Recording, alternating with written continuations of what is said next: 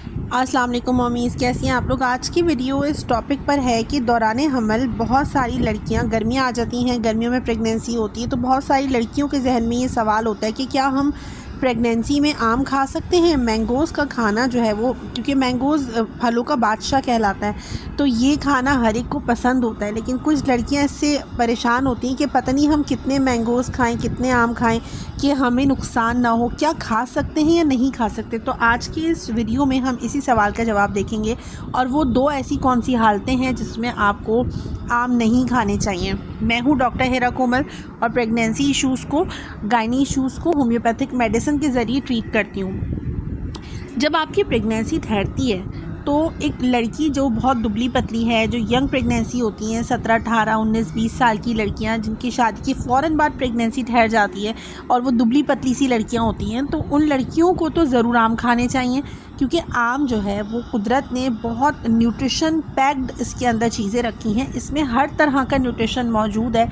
इसमें blood sugar level high करने की जो प्रॉपर्टी है वो है।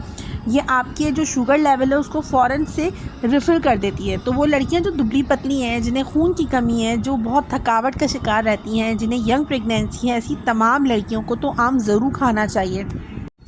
वो लड़कियां जिनका चेहरा पीलाहट की तरफ है, जिन्हें थकावट है, जिन्हें खून की कमी है, एनीमिया की पेशेंट हैं, तो और जिन्हें बार बार उल्टी या वॉमिट होती है, नोज़िया वॉमिट या मॉर्निंग सिकनेस होती है, तो ऐसे तमाम लोगों के लिए तो आम बहुत एक ग़िज़ाई जो अज्जात होते हैं उससे भरपूर चीज़ है, तो वो ज़रूर खाना चाहिए, क्योंकि आम से आपकी कमी भी दूर होगी, जो भी ग़िज़ाई क़िल्लत है वो दूर होगी। जो लड़कियों के इलेक्ट्रोलाइट बैलेंस बिगड़ जाते हैं, जो पहली प्रेगनेंसी होती है, जो यंग प्रेगनेंसी होती है, उसमें बार बार नोज़िया वॉमिट करके जो बॉडी के इलेक्ट्रोलाइट्स होते हैं वो बिगड़ जाते हैं, कम हो जाते हैं, जिसकी वजह से ड्रिप लगानी पड़ती है। तो अगर आपको लगता है कि ड्रिप का खदशा है तो ऐसी माओं को आप आम खिलाएं, क्योंकि आम जो है वो, उसके अंदर मैग्नीशियम बहुत अच्छी अमाउंट में होता है, कैल्शियम बहुत ज़्यादा होता है, और इसके अलावा जितने भी ट्रेस मिनरल्स हैं वो मौजूद होते हैं। हर तरह से जो है ये भरपूर है ग़िज़ाइयत से।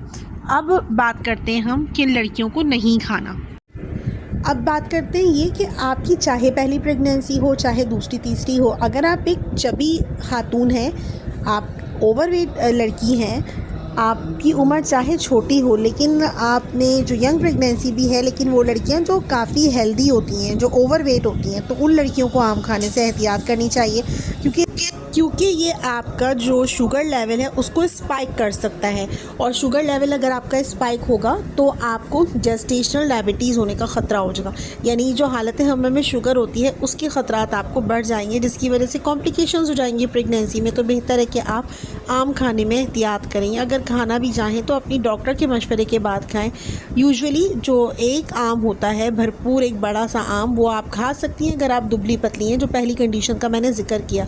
लेकिन अगर आपको हालत हमल के दौरान शुगर हो जाती है, आपको ये डायग्नोज होती है यूजुअली हमल के 5वें महीने, 6ठे महीने, जब आपकी कुछ सिम्टम्स होती हैं, कंप्लेंट्स होती हैं, आप डॉक्टर को बताती हैं, डॉक्टर को लगता है कि आपको शुगर का ख़तरा है, तो डॉक्टर आपका एक ब्लड टेस्ट करवाती है, जिसे GITT टेस्ट कहते हैं, ग्लूकोज इंटॉलरेंस टेस्ट कहते हैं। तो ये टेस्ट या HbA1c टेस्ट करवाती है, जिससे पता चलता है कि आपको जो शुगर है वो परमानेंट बेसिस पर है, तो HbA1c टेस्ट से पता चलता है। तो इसके बाद अगर आपकी शुगर पॉजिटिव आती है तो आपको ऐसी तमाम चीज़ों से मना कर दिया जाता है जिसका ग्लाइसेमिक इंडेक्स ज़्यादा हो, और जो आम है इसका ग्लाइसेमिक इंडेक्स बहुत पीक पर होता है, बहुत हाई होता है। तो वैसे भी अगर आपको हालत हमल के अलावा भी कोई शुगर पेशेंट है तो उसको वो तमाम चीज़ें मना होंगी जिसका ग्लाइसेमिक इंडेक्स ज़्यादा होगा।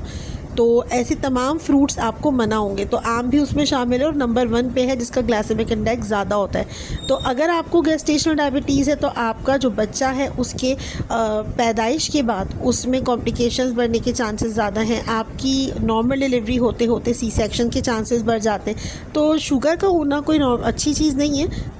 फिर इस कंडीशन में तो आपको आम खाने से एहतियात करना चाहिए, और अगर आप डॉक्टर के मशवरा करती हैं तो एक आध स्लाइस आप आम का खा सकती हैं। अगर प्रेगनेंसी के हवाले से आपके जहन में कोई सवाल है तो आप कर सकती हैं। और अपने बेबी का ख्याल रखिए। मिलती हूँ किसी नए टॉपिक के साथ। अल्लाह हाफ़िज़।